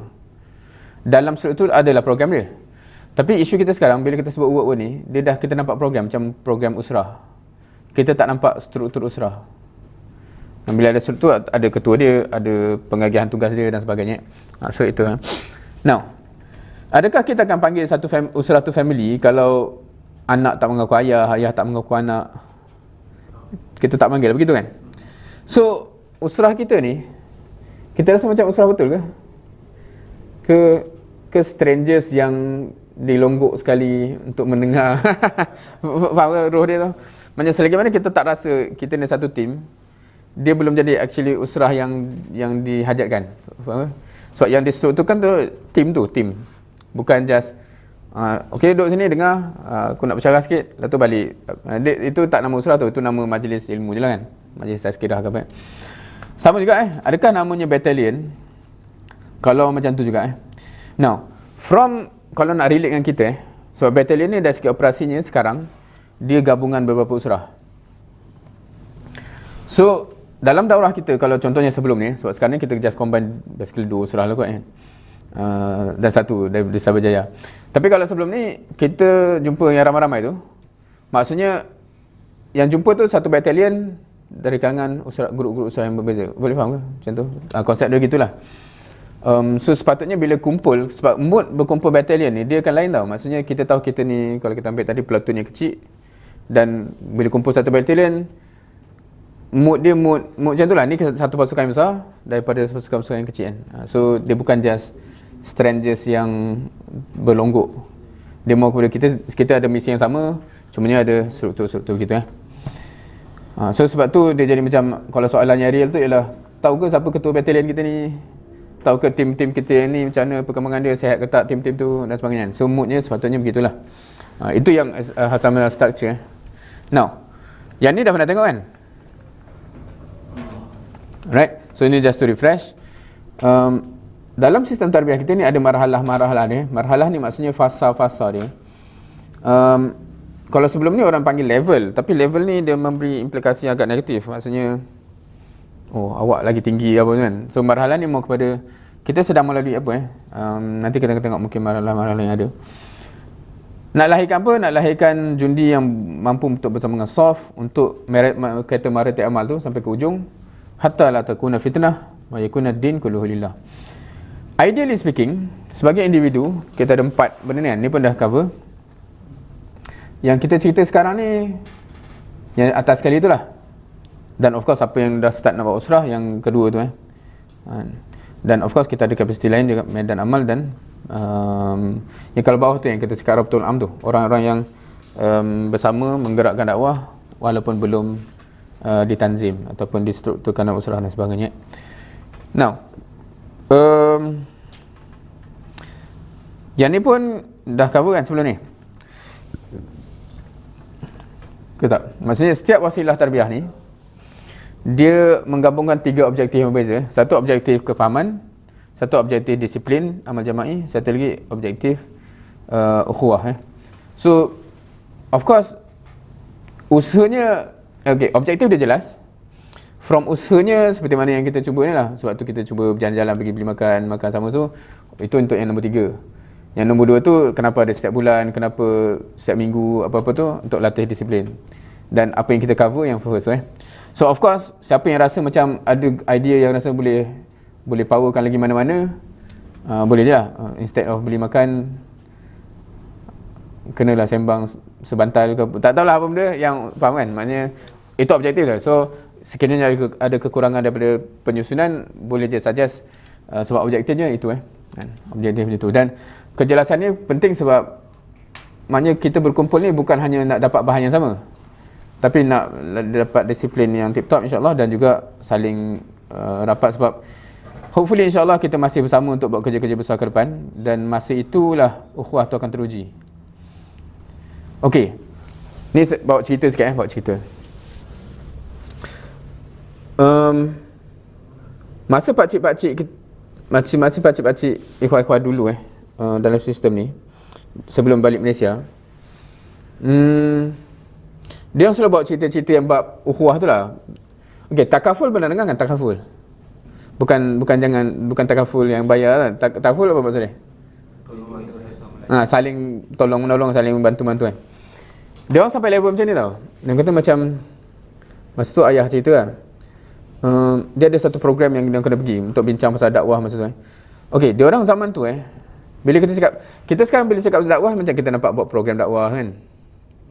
Dia orang ketika tu memang berhadapan dengan benda-benda yang real tau. Maksudnya, ada orang Syiah ni, kita kena debat dia. Macam tu lah. Dan ayah saya, kalau tak tahu lah, kalau nak dengar tak, saya boleh jemput ayah cerita pengalaman dia. Tapi antara cerita dia, dia kata masa tu gelombang Syiah tengah kuat tau. Masa revolusi Iran tu. So revolusi tu menyebabkan ramai orang macam terkagum. Okey, Saddam pun kau tak sempat kan? Revolusi Iran lagi tak sempat. Saya sempat tengok Saddam. Okey, cerita Saddam dengan Iraq ni tahu tak?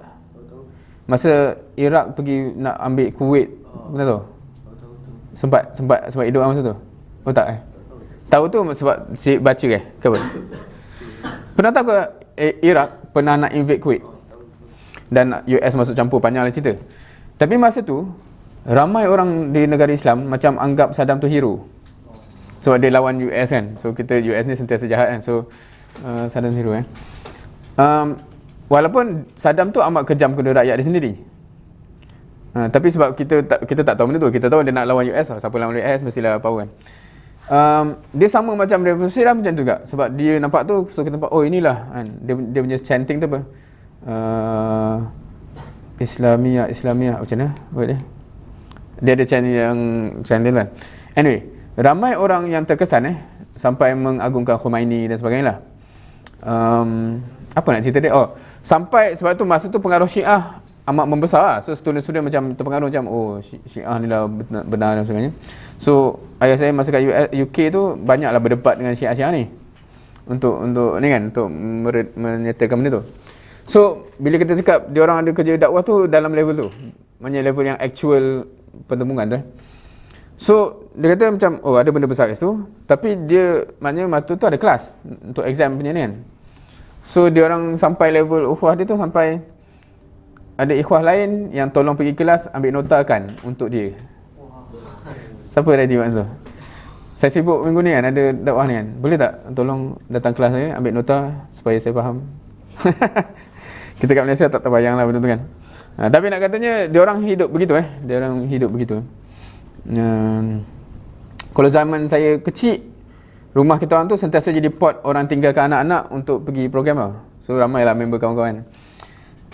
Sekarang ni budaya-budaya ni dah hilang lah. Sebab dia jadi macam kita nak tinggal anak kat rumah member pun risau menyusahkan dia. Risau. Now, bila kita risau tu, dia memberi implikasi apa? Tak percaya. Dan in other words, sebenarnya kita pun rasa menyusahkan kalau anak orang tinggal kat kita, betul tak? Dulu dia tak rasa sebab orang tinggalkan anak kita okey je. Kita pun tak bayanglah dia pun tak okey. Faham macam tu? Kita rasa macam tak okey tu sebab kita pun tak okey orang anak menyusahkan aku je, member aku ni tinggal anak sini kan. So mood tolong-menolong tu amat tak hidup So macam mana nak hidupkan balik lah. So hopefully masa kita nanti ke depan, masing-masing akan ada tanggungjawab dakwah masing-masing. Benda ni akan jadi penting Kalau hidup semua nafsi-nafsi susah sebenarnya. Sebab kita memang ada tanggungan-tanggungan macam anak, isteri kan. So kalau tak ada tolong-menolong, macam mana nak function? Tu belum nak cakap pernah dengar hadis? Biasanya dalam Palestin ada orang cerita pasal hadis ni siapa yang membantu keluarga mujahidin, dia akan dapat pahala yang sama macam tu. Pernah dengar? Pahala mujahid itu maknanya kalau kita take care of dia punya family. Bila dia pergi berjihad tu, kita dapat sekali pahala dia tu. Sebab menyebabkan dia tak perlu risau family dia. Sebab kita dah take care. So itu struktur yang kita nak bina lah, based on hadis tu. Kalau tak dia pun nak keluar pun tak confident kan, macam habis anak aku siapa nak jaga dan sebagainya. Itu yang sepatutnya berlaku dalam society lah, macam zaman Madinah sebagainya. Okey, reality check. Kalau kita salah faham objektif wasilah menyebabkan cara muamalah tu lah. Contohnya, ni contoh-contoh dalam konteks disiplin. Tak datang wasilah tanpa uzur, lewat, sebenarnya boleh je, sepatutnya boleh je susun datang awal tapi lewat, keluar masuk ataupun lewat tak minta izin. Ni contoh-contoh. Kalau kita faham, objektif dia gitu, baru kita faham kenapa benda ni dianggap serius lah. Tiba-tiba, dah balik dah, tak beritahu pun. So, kalau kita tahu program ni nak latih disiplin, kita akan faham lah kenapa benda tu dianggap tak boleh macam tu. Tapi kalau kita anggap, contoh apa kalau kita pergi dengar kuliah kat masjid, kita nak balik, tiba-tiba balik je kan? Ustaz, saya nak balik, dia tak ada kan, sebab bukan itu bendanya kan, dia sampai ilmu. Tapi kalau dalam benda yang kita nak latih disiplin tu, dia memang kena minta izin lah kan. Itu contoh. Benchmarknya adalah para sahabat yang sedia ditauzif. Tauzif, pernah dengar tauzif? Lantik. Dia kalau bahasa kita macam deployment tau, deployment. Macam dia di assign untuk tugas tertentu macam tu kan. Kalau tak mampu latih diri untuk praktikkan wasilah tarbiyah serta tugasan, adakah mampu untuk hidup sebagai jundi tak kala sudah ada kejayaan dan keluarga?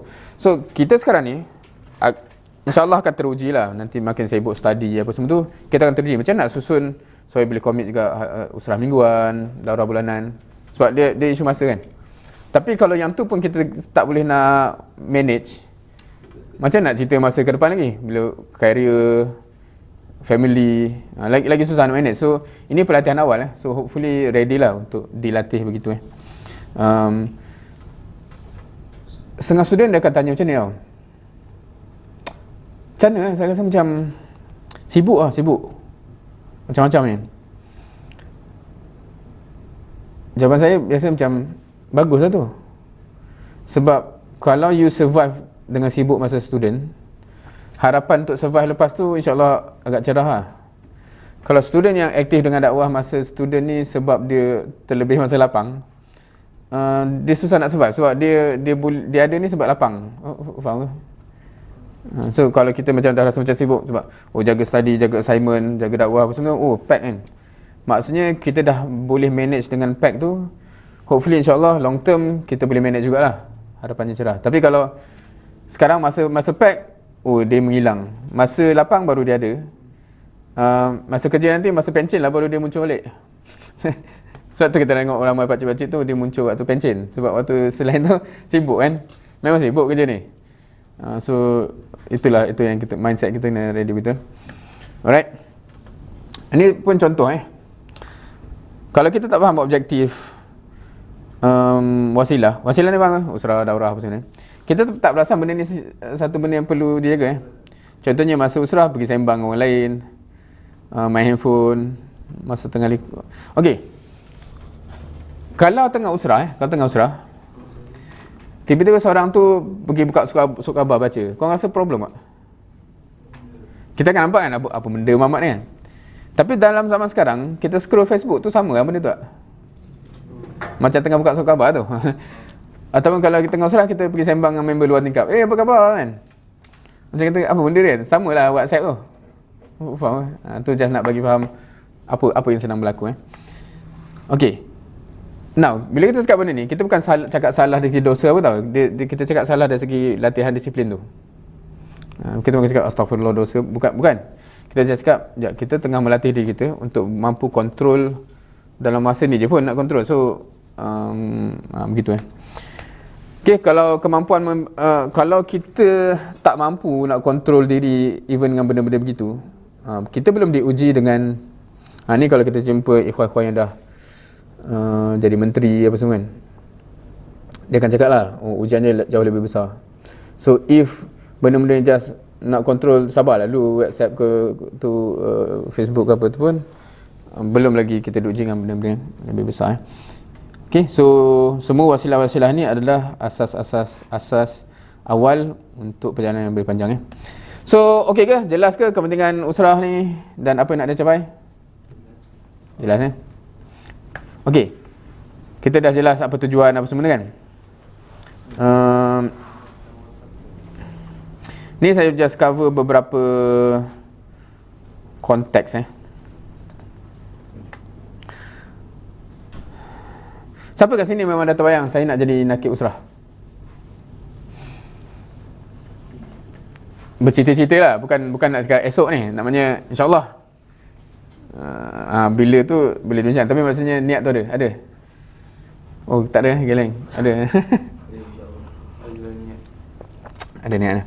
Now, soalan kat sini, kalau bukan anda, siapa lagi Now, okey, gambar ni pernah tunjuk ke? Tak pernah Okey. Dalam konteks Malaysia, katalah dalam konteks Malaysia kita ada roughly lebih daripada separuh Muslim kan. Nah, kalau kita kata separuh Muslim, separuh non-Muslim, teorinya dakwah tu patutnya mudah. Macam soalannya macam seorang dakwah dengan seorang je lah. Habis lah satu Malaysia kan. Tapi kenapa susah? Macam ni. Yang berdiri ni duduk sikit je, yang tidur ni ramai. Tidur tu maknanya baik seorang tak buat kerja lah. Yang tu yang ramai kan. Maknanya dia soleh, alhamdulillah, dia pergi masjid apa semua, tapi dia tak menyumbang, dia tak berdakwah kan. So yang buat kerja ni jadi amat sikit. Itu belum lagi nak tambah yang ni. Yang macam kata-kata, jomlah Islam ajak kebaikan. Baik apa tengok Muhammad tu, Muslim yang huru-hara ni kan. So kita ada 3 kategori yang buat belah sini yang kena settle. Now, kalau saya cakap macam ni, usrah yang kita lalui sekarang mainly untuk kejutkan orang tidur jadi bangun. Faham tak? Mainly nak ajak, jomlah kita function sama-sama. Boleh terima ke? Kalau begitu, selagi mana kita masih tidur, kita masih lagi menyusahkan keadaan. Boleh terima tak? Bukan kita nak kata awak ni jahat. Kita bukan kata awak ni yang tunggal langgar ni. Awak ni tidur je. Tapi still from this big picture, kita masih lagi kategori yang menyusahkan the whole system selagi mana kita baik seorang-seorang. Faham so itu itulah. So bila kita kalau kita nak berperanan sebagai dai, sebagai murabi, dia jadi ada urgency kat situ lah. Otherwise kita masih menyusahkan orang yang tak cukup orang nak buat kerja ni kan. Okey, itu satu. Ni soalan-soalan yang saya pernah dapat daripada budak-budak sekolah lah sebenarnya. So saya kumpul kat sini. Siapa yang tertanya benda sama? Bukan ke isu punyalah banyak, besar kan? Boleh, betul ke usrah ni boleh settle? Siapa yang tertanya soalan macam ni?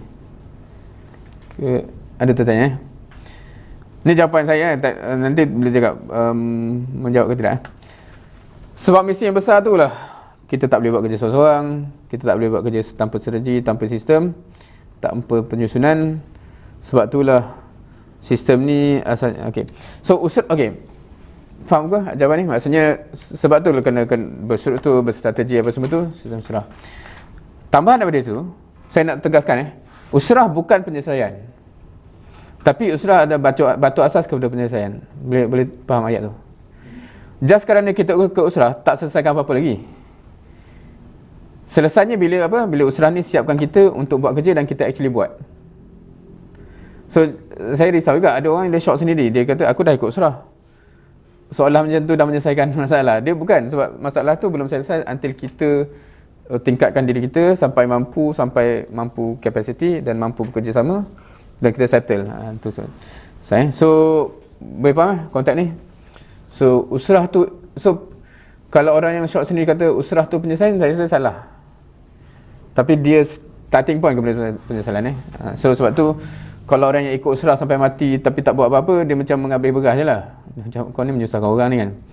Sebab kalau kita faham, orang yang membina tu, dia nak orang yang dibina tu terbina sama-sama dan buat kerja sama-sama, dan kita boleh bina orang lain pula, makin ramai lah yang buat kerja.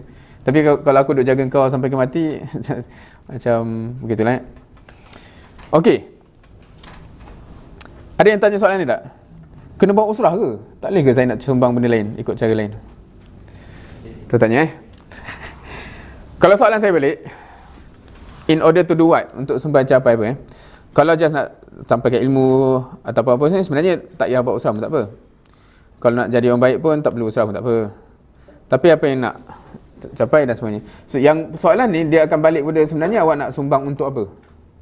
Kalau saya kata saya nak directly sumbang untuk create jundi-jundi yang baru, then cara yang paling strategiknya ialah membawa usrah tu lah. Tapi kalau kita kata so dia balik pada do you want to contribute in that aspect, right?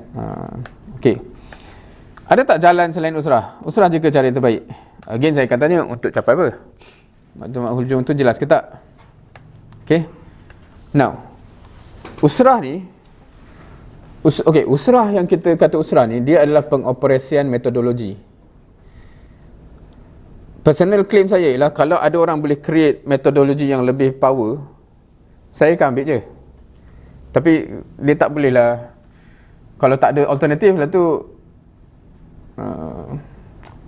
Pernah jumpa tak orang yang dia suka tanya tapi dia macam kita tertanya, awak ni nak solusi ke nak sembang je?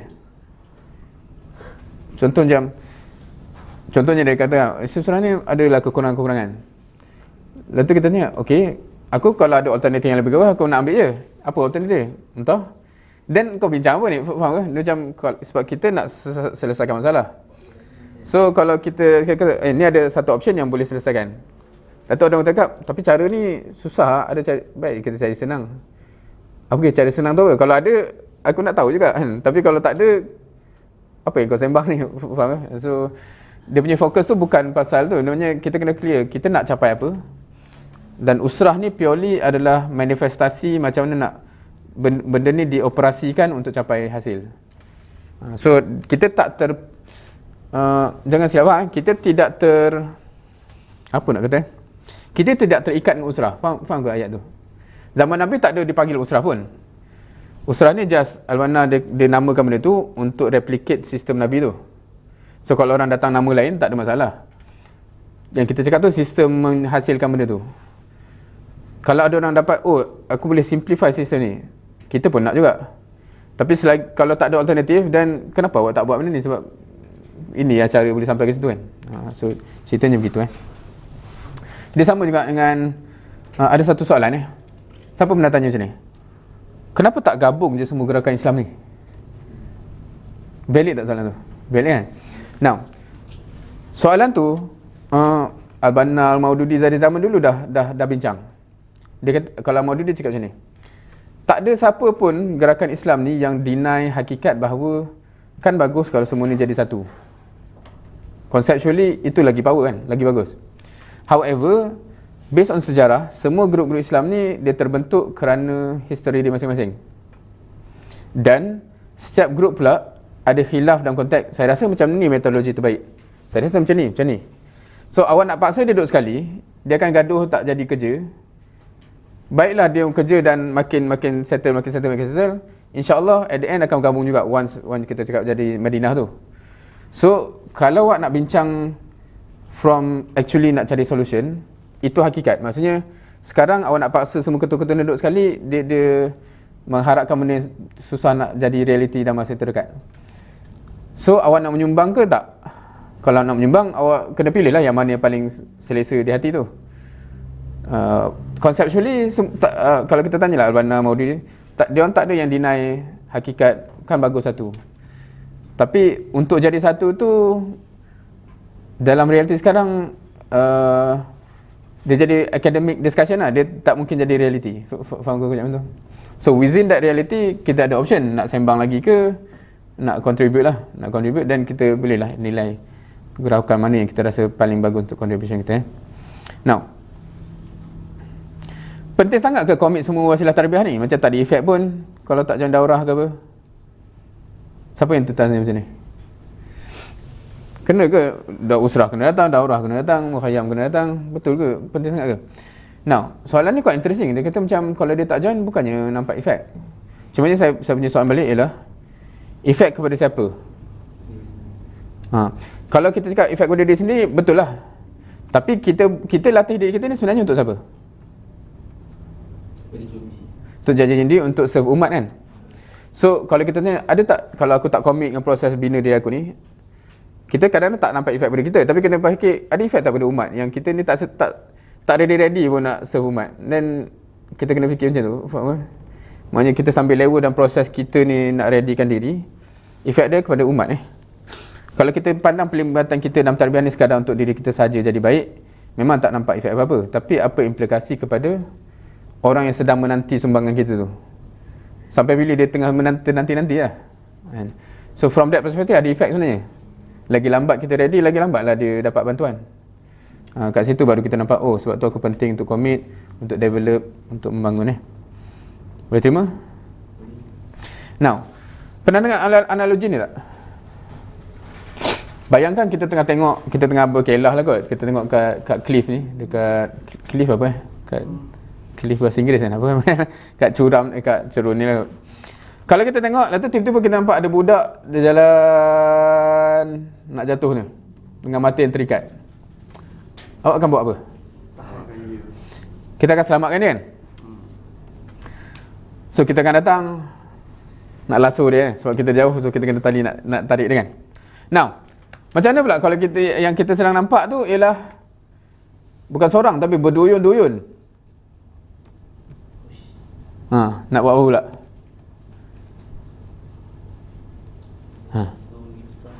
Last pukat sekali kan.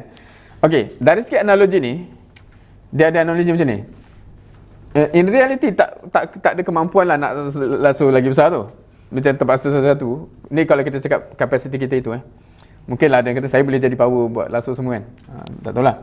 Tapi dia punya analogi lah, macam contohnya kita selamat seorang dan kita kena cepat-cepat, jom kita lasso yang lain sama-sama. Faham ke?